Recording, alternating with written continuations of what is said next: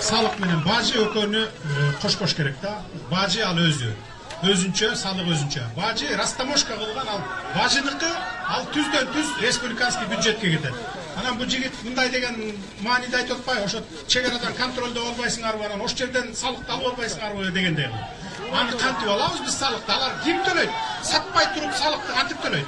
Алар растамошка кылып келет, уш жерге кирет да анан Кыргызстандын ичине оптом сатып ийип, чачыратып ийип туруп салык төлөбөй кетип калып атпайбы? Биз ошолорду биз выявить этели деп атабыз. Ошолор төксүн салык деп атабыз. Мына мен жана жогоруда айтып кеттим, чиновниктердин уурулугун жойду менен 2,5 эсе көтөрүлдү бюджет. Бажыныкын жойду менен бардыгынын тең коррупционный методдон 3 эсе көтөрүлдү. Мурда 30 миллиард чогултуп жүргөн болсок, азыр 104 миллиард чогултуп атабыз. Эмнеден зарплата, пенсия пособияларды көтөрдүк? Мына ушунда. Анан бардыгыбыз эле баягы мындай ноет этебиз да.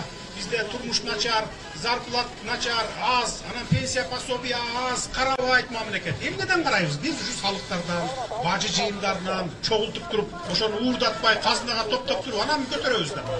Мына 2 жылдын ичинде, мына 2 жылдын, акыркы 2 жылдын ичинде канча деген 300 эсеге чейин көтөрдүк, эмгек акыларды. Пенсия пособияларды 2 эсеге көтөрдүк мисалы. Анан мындан да көтөрөлү деп атабыз дейм. Ошон үчүн силер жардам беришиңер керек. Эми мындай акыркы сөз, эми көп сүйлөбөйлү. Июлдун 1-ине чейин кандай болсо ошондой иштеп турсун.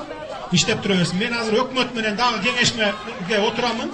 Өкмөт менен салыкчыларды топтоп, силерден делегаттарды жибергиле, отуруп алып туруп кеңешебиз, анан бир чечим кабыл алабыз. Азырынча ошо июлдун 1-ине чейин патент менен эле иштеп тургула.